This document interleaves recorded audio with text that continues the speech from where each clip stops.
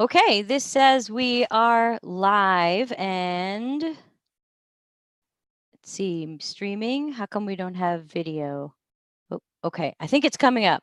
Here we go. So, hi, everybody. Thanks for joining. It's Debbie Levitt from the Delta CX Universe, live from my friend's house in Dallas, where I've been on my speaking tour. So, disregard some of the strange background. It's not my usual hotel room.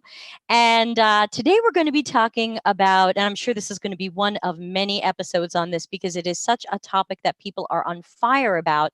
And this is talking about the flaws in some of the UX education that's out there. If you are trying to get into UX, I don't have to tell you that there are many schools out there that would like your thousands and thousands of dollars. I'm not going to name any names this time around, but increasingly I'm seeing that there's a lot of flaws in these schools. Very often the curriculum is poor. They're not teaching you what you really need to know to do UX work. Very often the instructors wouldn't pass my standards. Some of them have never held a UX job. Some of them just graduated from that trade school or another one months ago or last year. Some of them aren't UX practitioners at all. You are learning UX from an artist. And so these are things I don't recommend. They don't meet my standards. And I hear from other people that they are causing trouble. I also hear a lot about teachers who are just bad teachers. Not everybody's a great teacher. Not everybody's a great singer. Sometimes you can get better. Sometimes you can't. I heard a story the other day about a teacher who kind of treated everybody like this was the school of hard knocks, and he or she, I should say, but I already said he wasn't going to help people very much because, the real world's tough out there and you're just going to have to figure it out. And he had graduated from the same trade school at some point. So perhaps that's how he felt when he finally got a job, that he wasn't prepared. So, okay, thanks for letting us know. So the stories have been flooding into my LinkedIn private messaging and sometimes some of my posts. And there are so many of you who are angry, frustrated, scared about the education you got and worried that it didn't prepare you for a job. Some of you are having trouble getting interviews or finding that first job. And the fear extends beyond that because I ask some of you, well, why don't you say something out loud? Why don't you tell friends that this wasn't a good choice? Why don't you tell the school that this didn't work for you? And I hear time and time again, I'm afraid to do that. I'm afraid if I speak up against this school or tell them I didn't like the course or the instructor, they'll either put it back on me that I didn't try hard enough, I didn't do more to learn, or I'll be blacklisted. And if the school ever were going to put in a good word for me or try to help me get a job, now they might specifically blacklist me. So there's a huge amount of fear out there. And I have a million questions about UX education. I'll just throw a few out there, but then we're going to meet our guest today.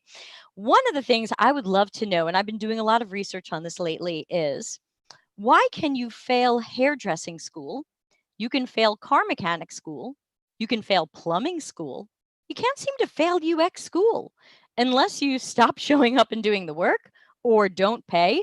Evidently, everybody gets a certificate, whether or not you had talent, understood the material, did a good job on your project, put together an excellent portfolio. I believe that maybe people need that tough love of, hey, you didn't do well on this unit. You really didn't understand UX research, or you didn't understand the whole thing.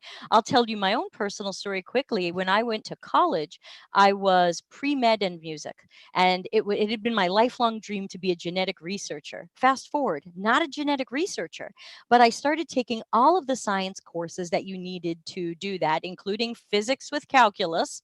Yes, I took that. And I did badly in my science courses. I got C's and stuff like that. And I'd always been an A minus student my whole life. And it was just, it just really shook me. But I realized eventually this was the message. And I'm not a religious person, but this was the message that this wasn't the path for me. It wasn't a good match to me. And I could keep trying to do the science, but I'm glad that I shifted away from the science because I then took, for fun, 3 classes in cognitive psychology, which of course heavily influenced what ended up being a CX and UX career. So doing badly in something or even failing it completely is not the end. It could be another door opening. So I want to see people doing badly at UX school, failing UX school, so that they can do better or pick a path that's better for them. So, armed with that and just a reminder to everybody, we are live right now. It's on November 4th, 2019, 10 in the morning, Dallas time. And we are taking questions and comments live if you're in the YouTube stream. We have about a 10 or 15-second delay, but I will look for those as soon as I can. But first, I want to introduce to you our guest, Russ, who is the only person I could find lately who has the you-know-whats to come on out and talk a little bit about his unfortunate UX trade school experience, of course, without naming names. So, Russ, tell us your story. Well, hi, Debbie. Thanks for having me on in the conversation. Appreciate, again, all the feedback that you've given me as we've chatted on LinkedIn. And yeah, so as I've shared with you, I've had an interest in UX for a long time, probably since undergraduate school. I got a degree in computer science with a minor in psychology. And so there was some overlap, at least one class I took that really married those two disciplines, which really got me interested. But at the time, UX, CX, it wasn't even a thing. It didn't even have a name. There were still the practices there, but just it hadn't been fleshed out as it has today. So fast forward and got to a point in my life where I wanted to do a career change and had looked at UX, CX over the last probably 5 years, had looked at some online courses, just kind of tutorial type videos, things like that to learn about it. But basically got to a point where I said, this is now a competitive market in this field. I want to try to give myself a competitive advantage. And I felt the best way to do that was to do some kind of a, quote unquote, boot camp. And there's a lot of them. And I looked at some that were online and, they seem to have good reputations. A lot of these, all the reviews you find on, Course Report, there's a couple of others that, are kind of set up specifically for rating these. So I looked through that.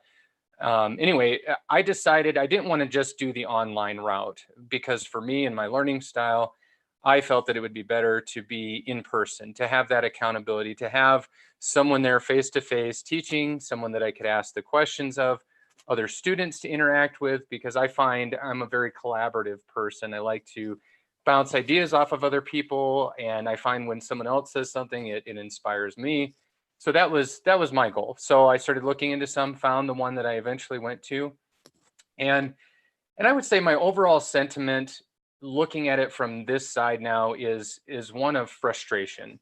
I wouldn't go so far as to say that I'm, infuriated or anything like that, or upset, just frustrated. As we were talking before the stream started, you asked, were there any expectations that were given to me or any promises made? And I don't know that there were any promises made. It wasn't like, hey, we guarantee that you're absolutely going to get a job by the time this is done or anything like that. So they didn't oversell it from that standpoint. However, I guess my expectation going in was I was going to get a foundational education in the UX process. And then I know that does take on different forms. There's not one set process per se, just different pieces to it. And I expected, because as I had learned about the field more, that there was going to be a strong emphasis on portfolios, because that's one of the big kind of gatekeeping things for getting into UX, right? Or to get a job, you have to have a decent portfolio to show off your work and what you've done. So that was probably my biggest expectation. And also my biggest disappointment. And this is all feedback that I've given to the school. I had a good conversation with the instructor. I felt like I was listened to, and that they took that feedback, and what they did with it, I'm not sure how things will change going forward. But basically what I had said was I expected a little bit more, quite frankly, hand holding, in the sense of, like, you go to college, right? And you take these classes, and I don't mean hand holding in the sense that your professor or instructor does the work for you, but you're there to learn something because you don't know it yet, right? Sure. And so you need someone. That's the big thing you and I have talked about too, that mentoring. You need someone, and in a sense, you get that in a college class, right? You go to the lectures, they teach you, and then they give you the exams, the thing you were talking about, to test your knowledge. Do you know what you're doing? Have you learned the concepts? Where do you need to shore things up? Or, as you said, maybe sometimes you realize, hey, this is just not the right field for me. So that's what I expected out of this school experience, was similar to what I had in college, that I'd show up, that we'd do some lectures, maybe do some exercises, not necessarily grading in that same sense, but at least something, some kind of an objective standard to say, hey, this is good work, this isn't, direction. What do you need to do from here? And along the way, as we did projects, my hope had been that there would be the hand holding in, like, I've never built a portfolio. I don't know what should go in a portfolio. I don't know what it should look like. I need someone, that's why I'm taking the course. I need someone to help me not only learn those fundamental concepts of UX, but then how do I build that portfolio? And so that was where my disappointment was. Yeah, let me ask you a couple of questions on that, and thanks so much for that story. Yeah. So, one question would be, what kind of feedback did you get on your work? Was anybody saying, this is good, this is bad, change this, and then kind of circle back and see if you were able to run with that feedback? We did, to some extent. I guess not as deeply as I would have hoped. We basically did a group project where everyone in the class worked together, kind of took different sections. And so, there was some feedback along the way. It wasn't just completely, oh, that's wonderful, and, keep moving forward. So there were suggestions, critiques. And then we had an individual project that we worked on, and there was a little bit more feedback given there. But especially on the group project, what was interesting is we did a presentation basically to another class, and we had someone who had done some guest lecturing that was in the UX profession. And I will say on that note that I felt that was one of the strong points of this particular curriculum, is they did bring people that had been working in UX. So we had, the main instructor, but then they would bring people in from the area that were working in UX to give different presentations, lectures, if you will, on different topics. So that was nice. Does that mean that your main instructor wasn't really working in UX or hadn't had a job? What do you know No, about that person? no, this person did have experience. I think it was right around 5 years or so experience in UX. And then the people that were brought in had varying levels as well. So, but no, it was a full-time job for them. So they weren't actively working in UX. Well, I take that back. I believe they were still doing some side projects, things like Okay, that, still working that's in good. UX. So keeping those skills sharp and everything. Yes, they should. Um, but anyway, sorry, I lost my train of thought there I'm a sorry, little you're bit. talking about how they were reviewing work and that Oh, sometimes yes. you had the guest speakers come in. Yeah, and so on our group project, we kind of got done with it, and the internal feedback we had was, we weren't super proud of it, like this is the best thing we've ever come up with, but we were confident enough to do it. And the review, basically, we had someone sitting in, UX professional sitting in, and it was just, they weren't mean, but it was evident that they were not impressed with our final results. And so that was kind of a telling moment for me, in that we, some of my my thoughts as we were going through that project is maybe we're going in the wrong direction here a little bit. And so that was kind of confirmation of that. Yeah, that's definitely tough because if the program is mostly over by that point, how do you say, oh, holy cats, we may have messed this up from the beginning. We may have had flawed surveys, flawed research. How do you go back and try to redo the entire project with better information coming in? Yeah, yeah. And that was a challenge too, and a point that a concern that I had raised multiple times, is, a challenge with a class project is, it was one that was just kind of dreamt up, and we worked on it, and it felt like along the way there were points where we said, through the research we did, maybe we shouldn't even be moving forward with this. Maybe this isn't really a viable thing. But the response was, well, we've got to develop something, because this is kind of, and so it was like, well, and I get that sometimes in the real world, things like that can potentially happen. Sure. You get a CEO or a major stakeholder that says, I don't care, build the thing. So Right. And that was one of the things too that had appealed to me about this particular school was that, they tried to make it, or at least that was kind of the pitch a little bit, was trying to make it as real world as possible.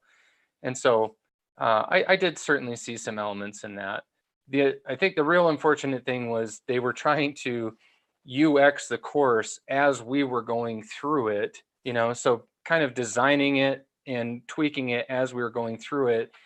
And so in a sense, we were kind of like guinea pigs, and that was freely admitted. So I give credit for that. Okay. And, so like I said, but still, as the ones then going through it, it's kind of like, well, now what?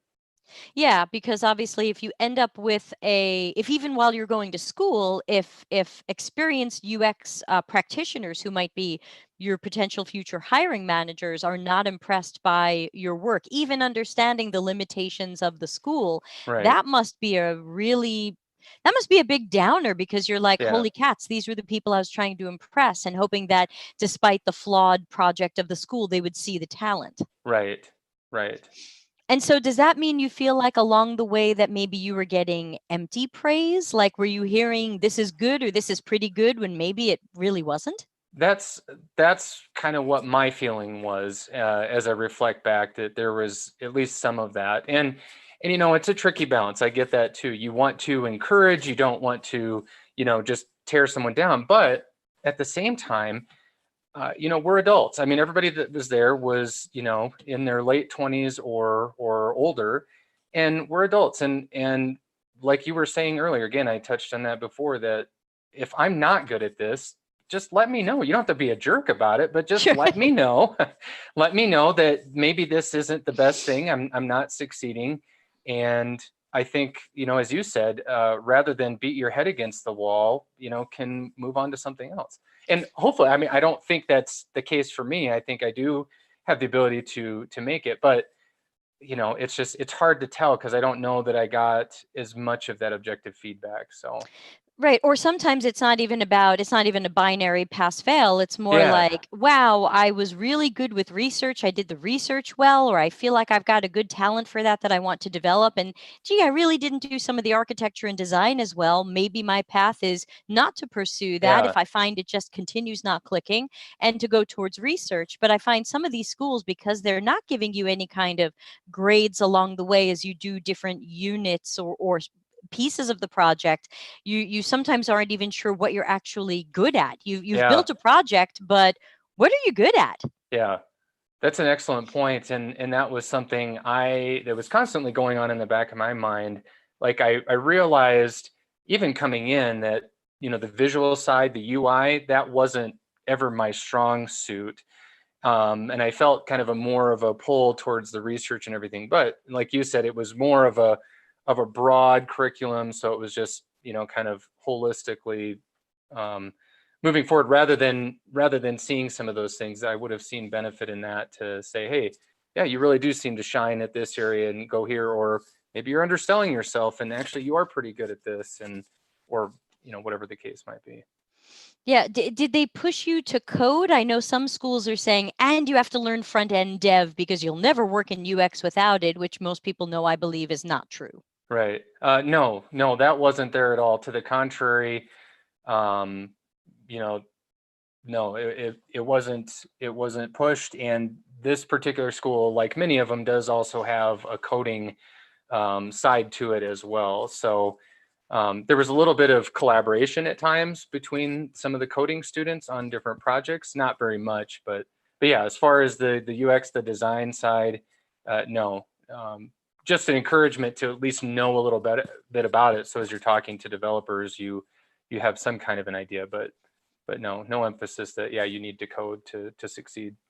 Yeah, I tell people that also, if coding isn't a good natural thing for them, or they don't want to learn it for whatever reason, start going to some developer conferences and listen in on their sessions. Even if they feel over your head, you're going to start to pick up on terms, techniques, Yeah. approaches. Go and talk to the developers, introduce yourself, say you're doing UX and you'd love to know a little bit more about their world, and what's a great part of their day and what's a crappy part of their day. And I think even going to developer conferences can help us. They say, oh, we have to speak their language. Well, it doesn't mean we have to code in their language, Right. but great to learn more about what the heck they do all day, because we don't always know.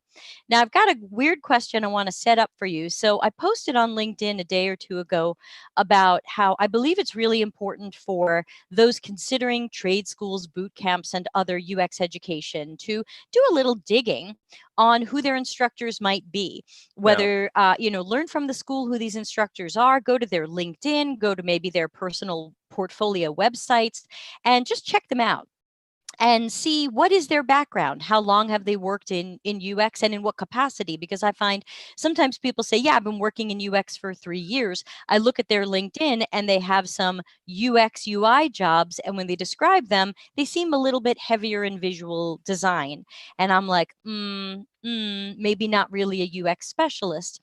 So when I posted this, someone who took it quite personally started posting a response, and then someone connected with them posted in defense of that person.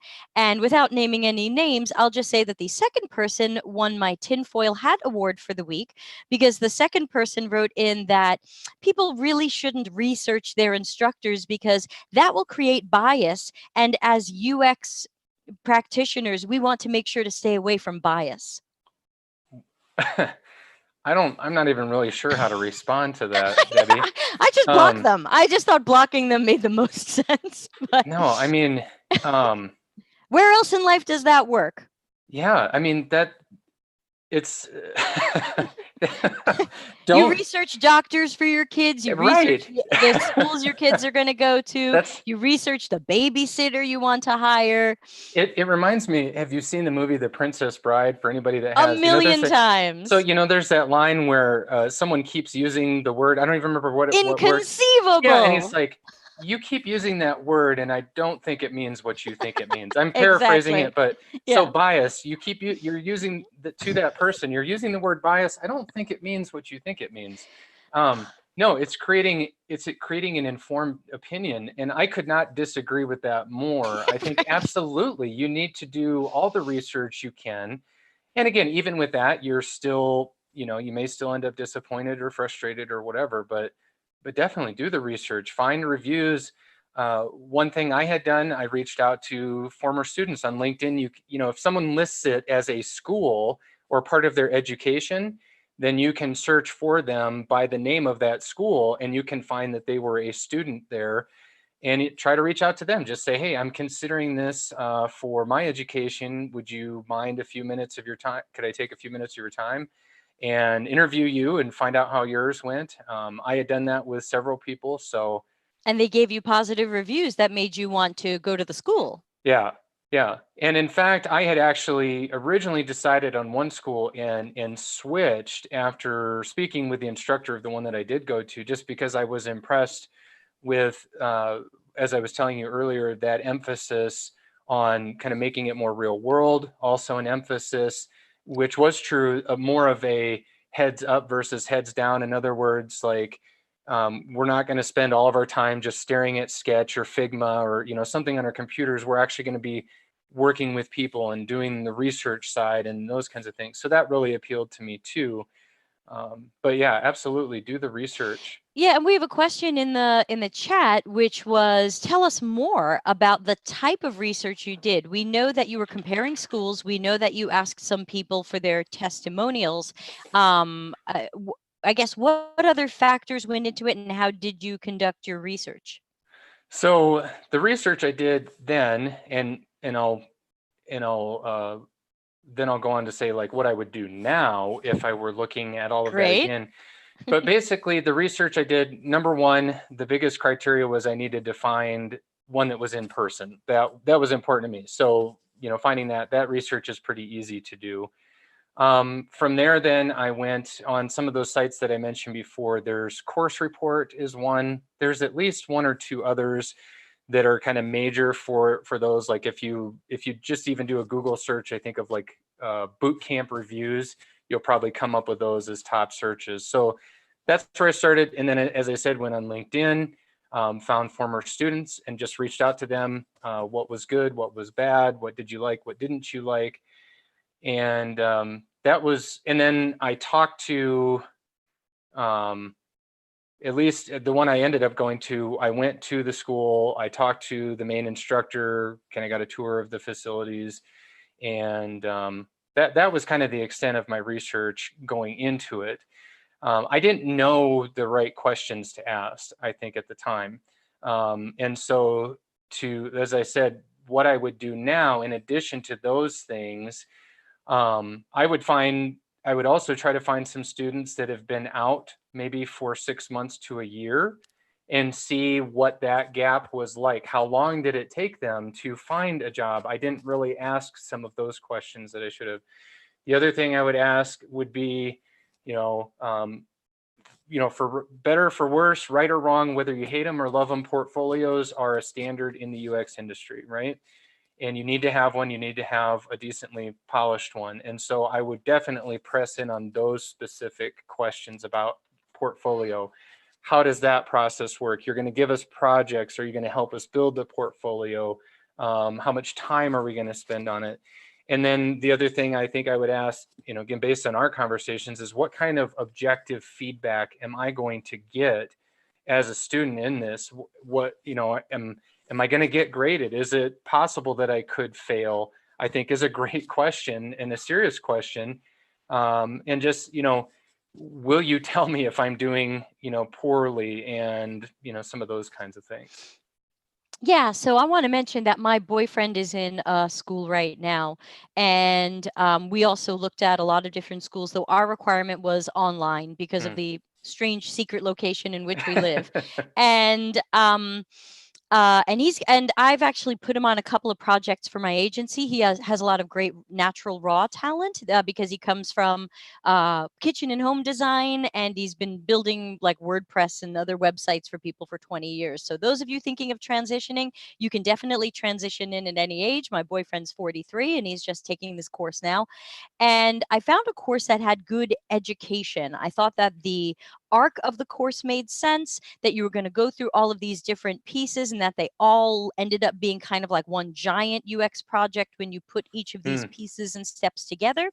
And I liked the shape of it, and I liked the content of it, and I liked who they were affiliated with. And I do mention them in my Delta CX book, but with the caveat that you should get a free or paid mentor to review your work. Yeah. Because while this school is inexpensive, it's online, it's got good education, when it comes down to you actually doing the stuff, you can post it in the Slack chat room and see what your schoolmates think. But hey, what do they know? Right. And you can sometimes get a little bit of help from the instructors, but not as much as you're probably imagining. And so I've been working with him and reviewing each of his things, not just once, but multiple times. Like, okay, take a shot at making that survey. Okay, now let me look at your survey. Hey, this survey isn't as strong as it could be. What are you trying to learn? Why? What's actionable here? Okay, now you have to do user interviews. Take a shot. Honey, take a shot at the questions you would ask. Then let me take a look at that. Let's circle around with it. He also is going to do observational, is going to observe people using websites and note things he notices about their behaviors, which I think is great. It's a great piece to learn. So I recommend very highly that students, I know it's hard to put aside the money, but I would say try to put aside even $1,000. $1,500, something like that, in case you can't find a free mentor and you go with a paid one. Like I offer a reduced rate of $50 for a half-hour session. What if you had 20 sessions with me? What if you had 30 sessions with me? How much would that change the arc of your education?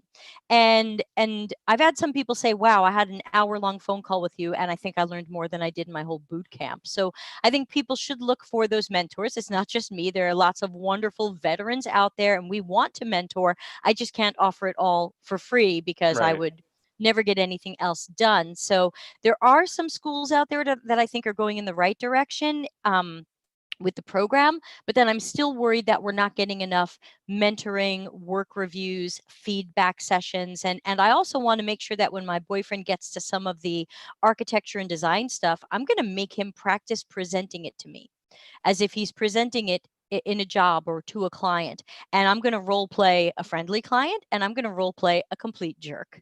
Yeah. And I want to see what he does, and I want to help him with that. That's those soft skills.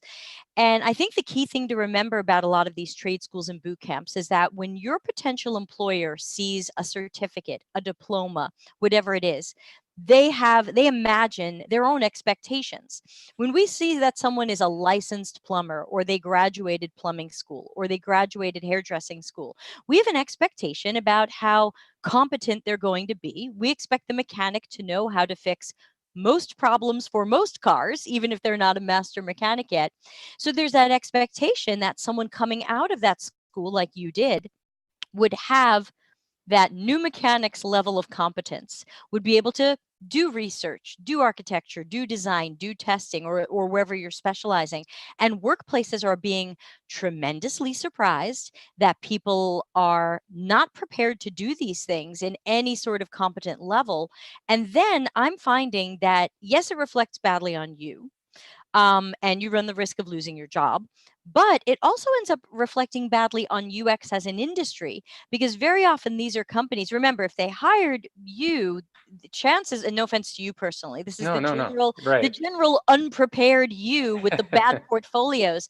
That means that company may not have been able to tell the difference between a newbie with a weaker portfolio and someone more experienced with a stronger portfolio, because then they bring you in and they have these high expectations. It's bad for everybody, but I find a lot of these companies think, oh, see what that person made? Anybody could have made that. My programmers could have made that. My product managers could have made that. I guess UX just really isn't Hmm. so much. And I'm worried it reflects back on the industry. And that's why I'm calling for more students to speak up, more people to say the uncomfortable, controversial things out loud, and more hiring managers to not only tell candidates why they're not getting that interview, but then go to the school. Hey, I saw 3 resumes today from people who graduated from your school. They weren't even ready for our entry level job. You need to do something. Now, I've got a question in the room for probably you. Did you encounter anything in your boot camp that you now feel could have been unethical? Did you feel that there was misleading marketing? Did you feel that they inflated the salary you might make, or lied about what percentage of their graduates are getting employed? Boy, that's a great question. I think the the only thing I would say that maybe borders on that is I realize, like many of these types of schools do, they hire previous graduates to do, like, a TA position, or something like that to help out, or maybe to help out with some of the logistics of the school. So things like that. I didn't really look at those numbers too heavily, and they weren't like promoted, or that wasn't a big part of the pitch as I went there. In fact, I don't really feel that I was pitched to go there. It was just kind of, here's what, here's how we do things, and it seemed to resonate with what I wanted to do. So again, as I look back, I see some people I know, again, that they've hired previous graduates, and just I see that's a common trend, and to inflate those numbers. And so I suspect that's going on here. But other than that, no, there wasn't. There was a big thing on income share agreements that I did, and I have you heard of that term? What? Okay, Please tell so me more. sure. So this is becoming, maybe, I don't know if it's becoming more of a common practice or how, but the idea is the pitch will be, you don't have to pay anything until you get a job making like 40,000 or above. And the way so you don't pay any tuition up front. The agreement is, once you get a paying job, then we will take a portion of your salary until we get a certain amount paid back. So that's kind of the pitch. So in this particular Okay, I have case, heard of that. yeah, and maybe they probably call it different things in different places. At least where I went, it was referred to as an income share agreement. And so I asked about that as I was getting ready to sign up, and I was very quickly pushed away from that idea on the Hmm. grounds. And so this is where, yeah, and I've had the conversation with, in fact, even the founder of the school about this whole thing, and had some questions. But anyway, the idea was, they told me, Well, yes, you can do the income share agreement, but think about it. If you end up making, 60,000 or whatever the number was, you're going to end up paying more than you would if you just paid the Didn't you just base say there was a tuition. cap? Didn't you say there was a cap to how much they can get paid? Well, no, I should. It's a percentage of of like an annual salary. So if you made 60,000, I don't remember what the percentage was, but basically at a certain point and going up, if you do the income share agreement, you're going to pay potentially even twice as much as if you would if you just paid cash or took out a loan. Does that make sense?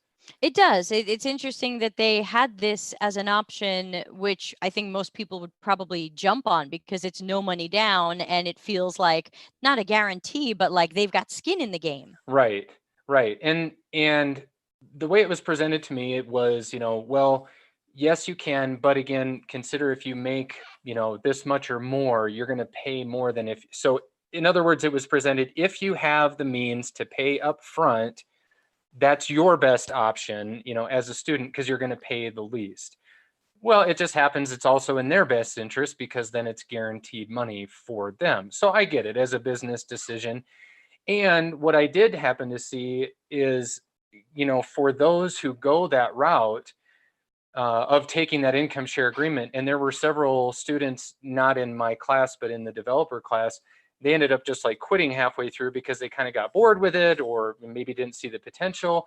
And it was like, then they weren't out anything except some of their time as the student. And, the school had really no recourse. So I think there's potential for it. Again, like you said, I like it from a standpoint of if it were done right, and I don't know what that looks like, but that income share agreement, it puts the accountability back on the school to make sure that they're getting those students job ready. Again, how that works best, how they do that, I'm not an expert on that, but Yeah, and I haven't done the math on the economics of this, but off the cuff, my thought would be that agreement sounds like it needs a cap.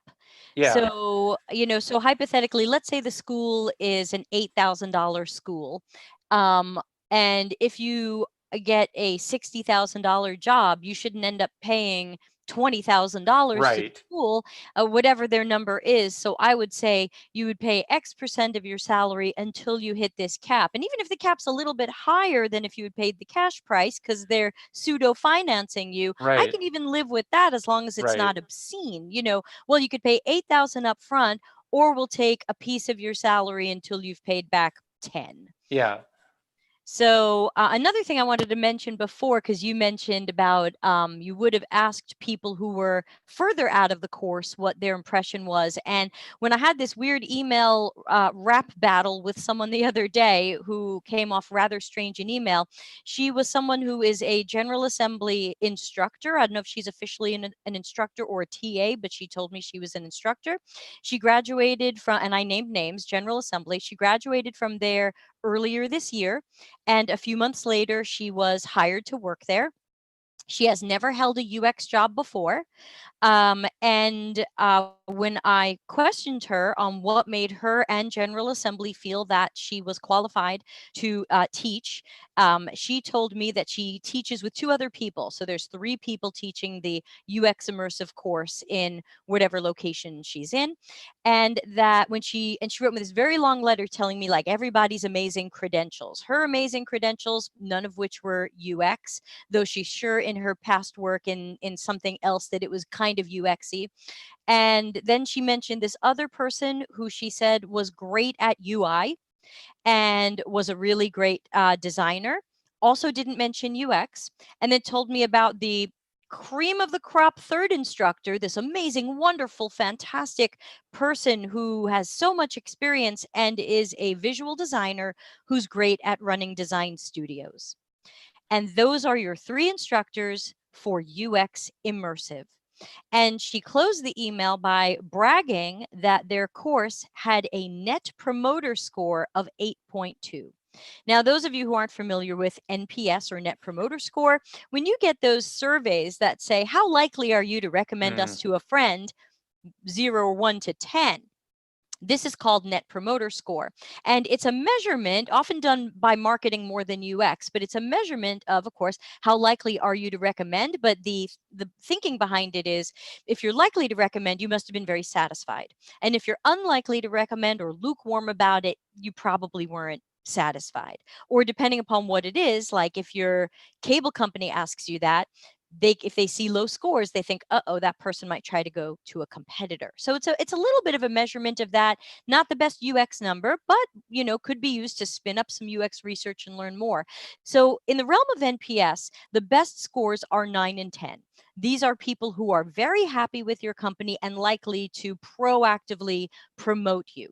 The way I talk about the people who embroider my stuff, like, oh my God, these people can do no wrong. Embroider your stuff with them. Then a 7 or 8 in NPS land is considered passive, and I'm reading a definition of that. Passives are satisfied but unenthusiastic customers who are vulnerable to competitive offerings. So obviously you've done the course, little late to go to a competitor, but they're not as sold as you think. And then 0 to 6 they consider detractors. These are unhappy customers who can damage your brand and impede your growth through negative word of mouth. So remember, they're at 8.2. And I'm assuming, though I don't know this, so this is an assumption, and assumptions aren't always great, that they polled people right after they graduated. How happy were you with that course? Yeah. 8.2. Now that's already, if that's an average of maybe 20 or 30 people, that means some people were 9s and 10s and some people were 5s and 6s. That should be a wake-up call for that company to dig a little bit deeper and find out what are we doing wrong. But then, like you said, I want to see, if you're going to do NPS, I want to see that NPS 6 months down the road when those people are struggling to get a job, or they've gotten their first job and they're in over their head, or they've gotten their first job and they're succeeding. Lots of possible outcomes. How about a year later, when they've really figured out whether or not that education they got properly set them up for their first job? If they got their first job, my friend's girlfriend just finished paying off her General Assembly 5-year loan. And that's amazing considering she works in a supermarket. Because she never got that job, and she deserves that job, and she never got that job. So not necessarily General Assembly's fault, but part of the dark cloud that we need to improve. We've got another question for both of you. Do you feel like the UX educational space needs some form of regulation? What would regulation look like? I'll let you take that one first. I think it would be great. What it would look like, I don't know. I mean, but it's just like colleges or trade schools. There's a whole accreditation process, and I don't know what that looks like. Even grade schools and elementary schools, high schools have accreditation by the state, so or some kind of supervisory body. And I think those are important things when you're looking at that type of education. I think it would be great in this. Like I said, what that might look like, I don't know. So I guess, what are your thoughts on it? Well, I've been thinking about this one a lot because my next secret project, which I won't give any details on, but my next secret project is fix broken UX education. So this is something I'm going to be very dedicated to in the coming months. Do I believe regulation would fix what's going on?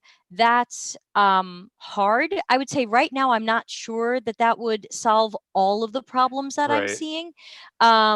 And also, I did a lot of research on this, and I found that in the US, there's accreditation in place for obviously our public schools, as well as colleges, both the community college level or private college level, and certainly graduate schools, universities, and those institutions. The ones that are accredited, and the ones that claim we're not accredited. And if you take some classes here, you might graduate, but your credits won't transfer, blah, blah, blah. So that's what's happening out in that level of education. But in the trade school boot camp level of education, what I found in my research is that anybody can open up any school or course or training. They can create their own standards for it, and they can give certificates, diplomas, whatever they want to call them. And as long as they don't call themselves an accredited college or an accredited university, it's completely legal. And so like I give corporate training courses, and at the end you can take my test and I give you a certificate. Nobody oversees that. Nobody says Deb's certificate is crap. Nobody says Deb's certificate is worthwhile. I even researched this for the EU. The EU has something called the Education Quality Framework, and you can get accredited in the EU to claim you give a certain level of education quality. But then when I did more digging, I found that it was hyper regional, and that if you wanted to try to get that accreditation, you could get it from your region, but then the rest of the EU may or may not give a crap. So right now, it's very much the Wild West. I think if all of these schools had to have some sort of proper accreditation or regulation, most would go out of business immediately. And I'm not sure if that's good or bad. I don't want UX education to only be an elitist thing. I don't want it to only be for people who can afford the $30,000 master's degree. I found a great master's degree in Europe that's completely online.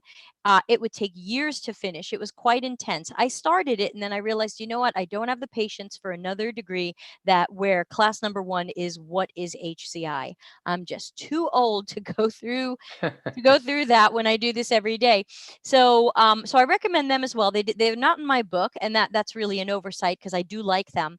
But again, I don't think you have a mountain of work reviews there. There was some, but it was a really nice program. It was called ID for Interaction Design, master.eu.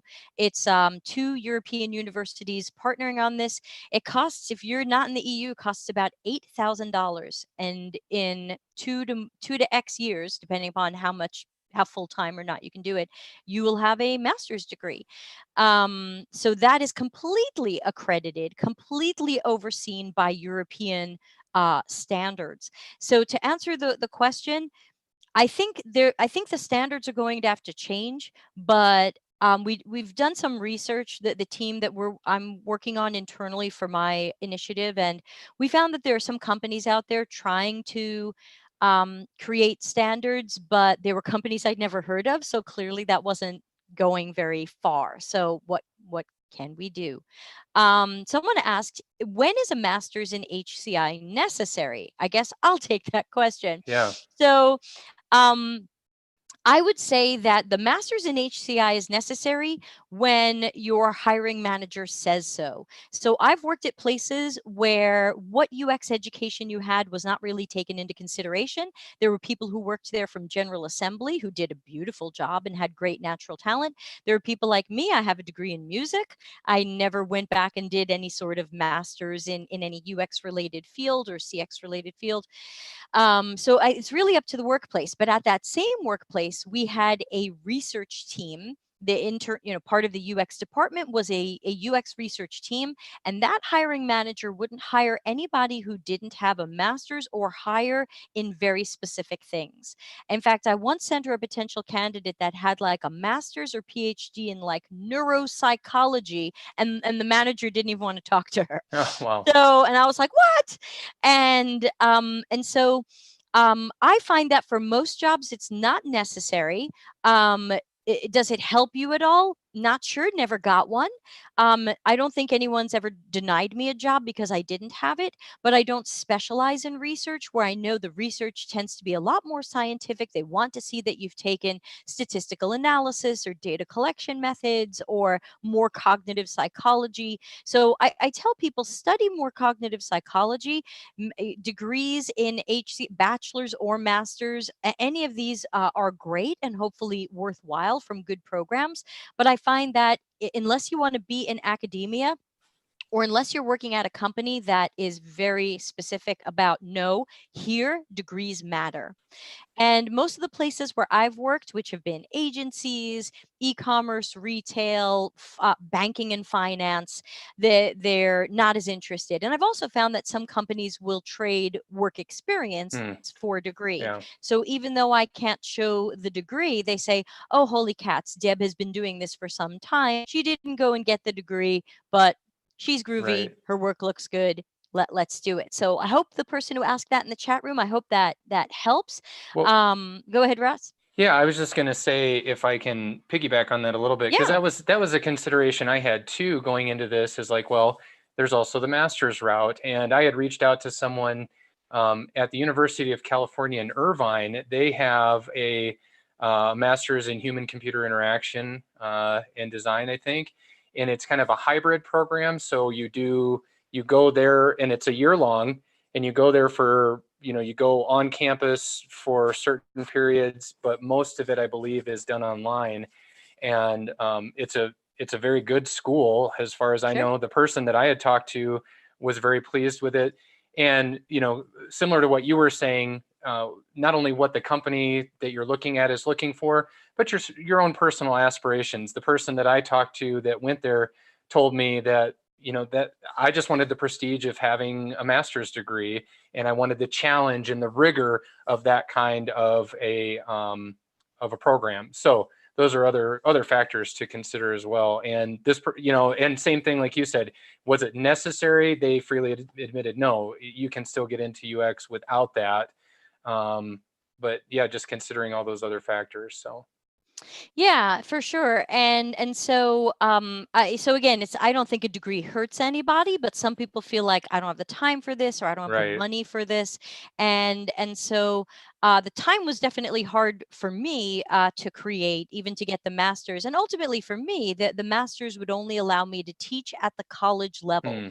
And while you can get hypothetically a good UX education, hopefully out there somewhere, without going to a college, I want to teach, and I can see myself teaching for decades. I'm going to be teaching when I'm 80, I hope. But hopefully no one will ask me for that master's degree. But in many cases, you can't teach at a college or university level without a master's or higher in your field of expertise. So me having a bachelor in music impresses nobody. I would have to go back and get that master's in something related, and that just seems so hard to make the time Yeah. for any of us. For me, it's how busy I am. For many people, they have lives and families. For me, it's boyfriend and dogs.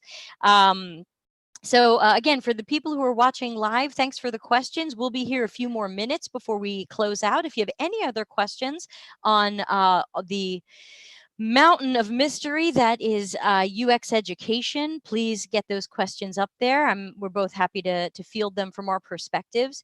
But while we wait for some questions, Russ, what's next for you? Can you tell us kind of where you are now and how you're going to keep working to break into UX? Yeah. So I will say, the school that I went to, they are working towards that. They have someone they call, the title is outcomes director. That person has been in touch with me regularly just to see how the job hunt is going and everything. And so I do appreciate that. And some of the initiatives, I think I had mentioned to you, they had reached out about a potential project to help out with portfolio.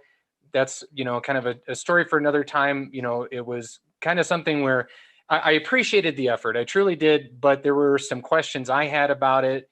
And it ultimately, I ended up to pass on that. But what I've been doing, I've just, even before I started this boot camp, one place that I found a real connection with people in the UX community was on Twitter. And I had had a Twitter account for like 10 years. I hadn't even touched the thing. I thought it was the dumbest platform in the entire world. And some people might still think that. And there are certainly days where I'm like, what have I done?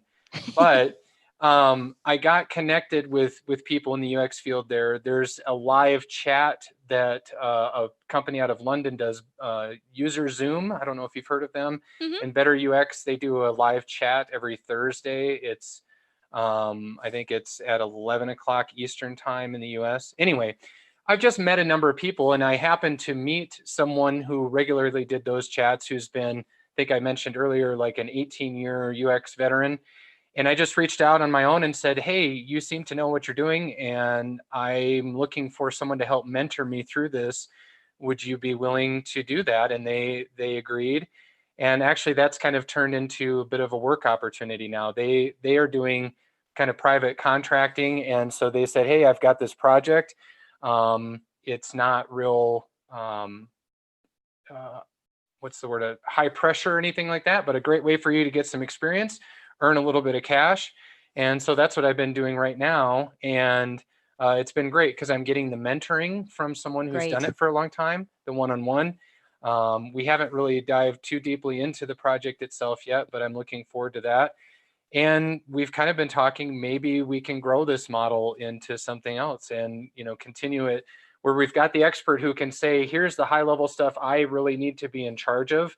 I've talked about that a little bit. What's stuff that's appropriate for a junior or someone new in the industry? What's something that requires someone with more expertise or Right. experience? And we get that here. And so I would love to see that grow into something more where we can basically form an agency or something, and I can do some of the low level work and learn and grow in my skill set, bring some other people on board, and again, just learn and grow from each other. So it's been exciting so far. So yeah, it's kind of like bringing back the old apprenticeship model, but exactly. without some of the slavery aspects of it. Yeah, absolutely. And I think I'm against slavery. me too. Good. And I think, but I'm glad that you brought up that word apprenticeship, because that's something that I don't know if you and I have talked about it. Conversations blend together, right? You talk to so many different people about the same things, but boy, the apprenticeship model, why not make that work in UX? You've mentioned, plumbing or, electricians or some of those things, and a lot of them operate on that kind of model where you learn under the tutelage of someone else, you're getting paid while you're doing it. And if you find out along the way this isn't the best fit one way or another, you go a different direction. So Yeah, yeah. And in addition to the user Zoom chat that you were talking about, I wanted to remind people that I run a Slack workspace for Delta CX.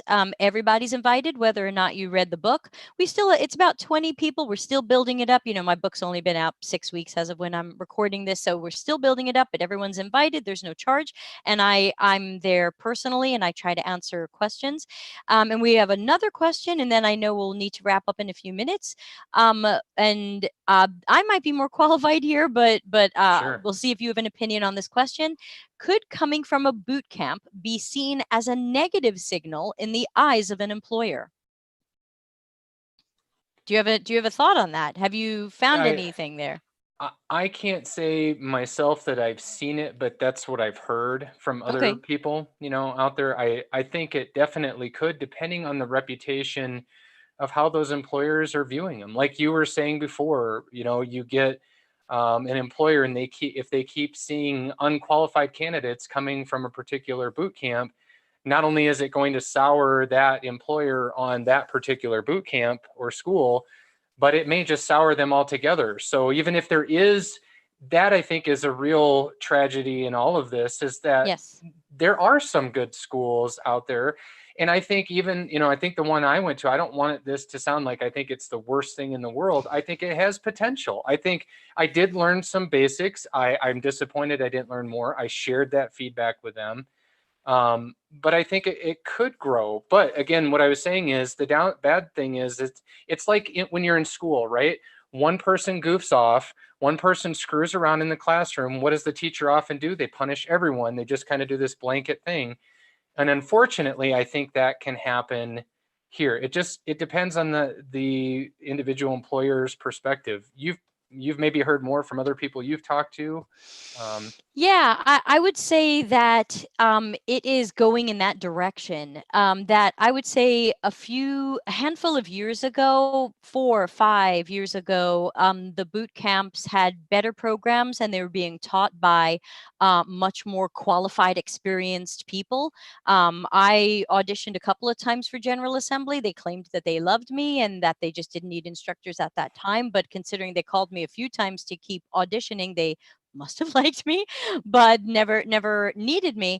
And back then I thought the curriculum was much better. I thought the people graduating were more job ready.